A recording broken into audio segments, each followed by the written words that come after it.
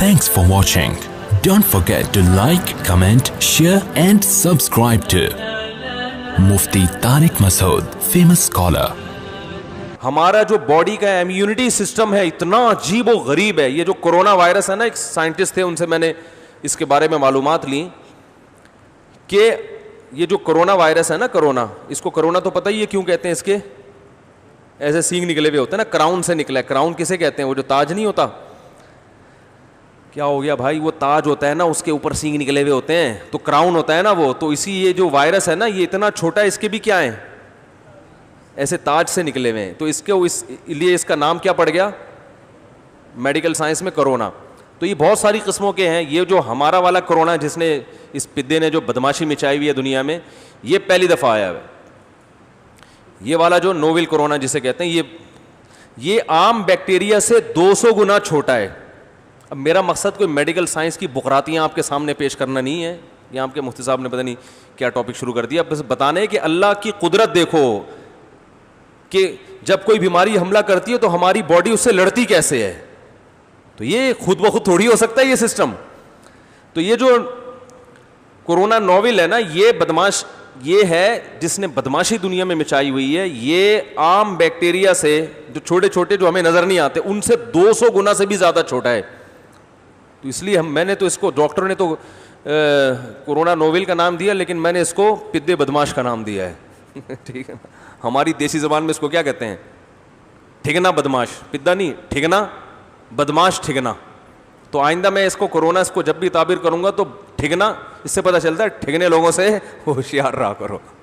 ٹھیک ہے نا, بعض ٹھگنے ہوتے بہت چھوٹے چھوٹے ہیں, لیکن وہ دماغ ان کا بہت کام کر رہا ہوتا ہے. سارے نہیں ہوتے جو میرا بیان سن رہے ہیں ان کے علاوہ. تو اب دیکھو 200 گنا چھوٹا ہے یہ کر کیا رہا ہے بدماشی. ہر وائرس یہی کرتا ہے. یہ وائرس کم بخت آپ کے ناک سے جب گھسا نا, اندر گیا پھیپڑوں میں, تو پھیپڑوں سے جا کے یہ چپک جاتا ہے. اچھا, یہ کوئی حیات جانور نہیں ہے, جرثومہ نہیں ہے. جیسے بیکٹیریا میں تو جان ہوتی ہے نا, ہل رہے ہوتے ہیں, اس کو تو اسپرے کرو مر جائیں گے فوراً, یا اینٹی بایوٹک کھاؤ فوراً ختم ہو جاتے ہیں. اس کی مثال دیتے ہیں ڈاکٹر, جیسے بیج ہے نا, نہ اس میں روح ہے اور نہ اس کو بے جان کہہ سکتے ہیں. جیسے پودے ذی روح چیز تو نہیں ہوتے, مگر ہوتے جاندار ہیں. تو یہ جب ہمارے پھیپڑوں میں جا کے چپکتا ہے, ہمارے سیل میں داخل ہوتا ہے, تو جیسے بیج جو ہے نا, بیج جب آپ زمین میں بوتے ہیں تو وہ اپنے حساب سے زمین کے, وہ اپنے حساب سے اگنا شروع ہو جاتا ہے نا, اپنے حساب سے. تو یہ بھی جب پھیپڑوں میں جاتا ہے تو جو ہمارے سیل ہیں ان کو اپنے حساب سے تبدیل کرنا شروع کر دیتا ہے.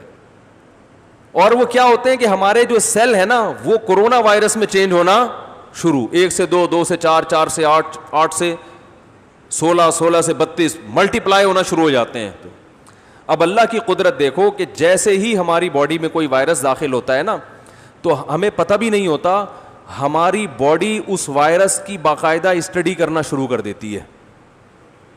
سمجھ رہے ہیں, وہ یہ دیکھتی ہے ہو کیا رہا ہے, یہ کون سا بدماش کس راستے سے آیا ہے اور اس کو پکڑنا کیسے ہے. تو باقاعدہ ہمیں نہیں پتا, ہم گھوم رہے ہیں, ہو سکتا ہے ہمیں یہاں پتہ نہیں کتنے لوگوں کو پازیٹیو ہو. گھبرائیں نہیں, بھاگے نہیں, بیٹھے رہیں فاصلے سے بیٹھے ہوئے, ٹائم لگائے گا یہاں سے وہاں پہنچنے میں. ٹھیک ہے نا. تو یہ کیا کرتا ہے بدماش کہ یہ اب جیسے لنگس میں داخل ہوا, اور وہ کیا ہوا, وہ کورونا بننا وہاں پہ اسٹارٹ ہو گئے, 1 سے 2, 2 سے 4, اور پھیپڑے ختم ہونا شروع.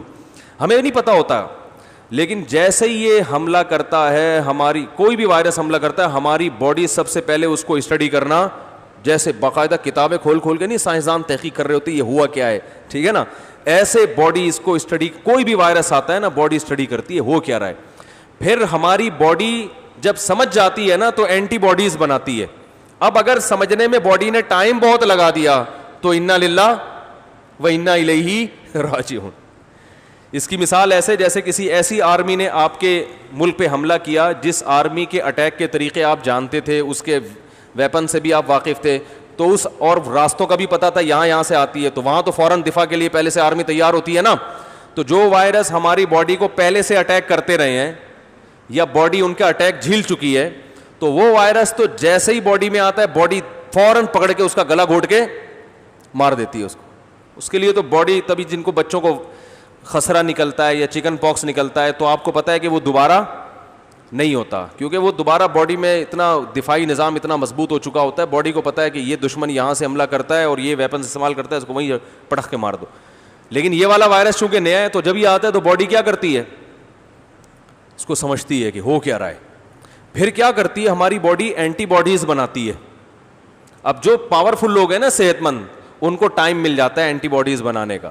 تو اللہ کی قدرت جو میں اصل بتانا چاہ رہا تھا کہ باڈی جو اینٹی باڈیز بناتی ہے وہ بالکل اسی وائرس کی شکل کی ہوتے ہیں جو جس شکل کے وائرس نے اٹیک کیا ہوتا ہے. جیسے یہ وائرس ہے نا, اس کے سینگ ہے, تو ہماری باڈی اسی قسم کے سینگ بنائے گی, ایسے اینٹی باڈیز بنائے گی جو اس میں جا کے پھنس جائیں گے. یہ بالکل ایسے جیسے نٹ کی جو پہ جب ہم چوڑیاں چڑھاتے ہیں تو وہ چوڑیاں اسی نٹ کے حساب سے بناتے ہیں نا. اب آپ مجھے بتاؤ کسی نٹ پہ وہ کیا کہتے ہیں, وہ جو اسکرو ہے اس پہ جو نٹ چڑھانے کے لیے یہ خود بخود بن سکتا ہے؟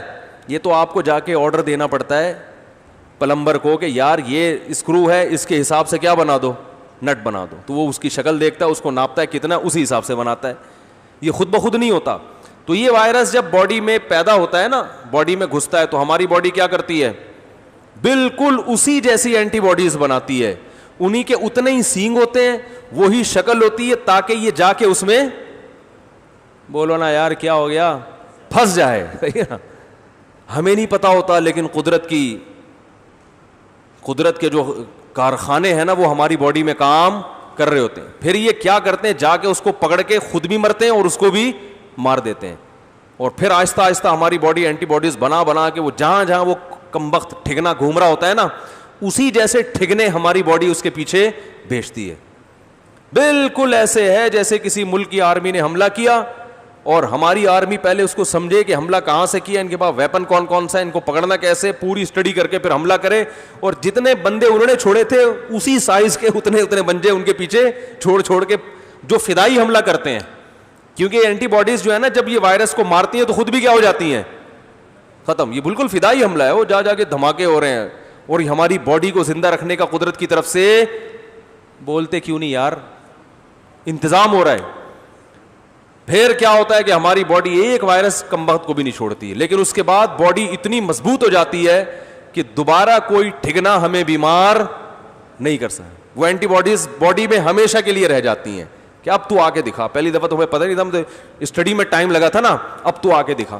تبھی کہتے ہیں نا کورونا سے جس کو ایک دفعہ اٹیک ہو گیا دوبارہ اٹیک کا چانسز بہت کم ہوتے ہیں.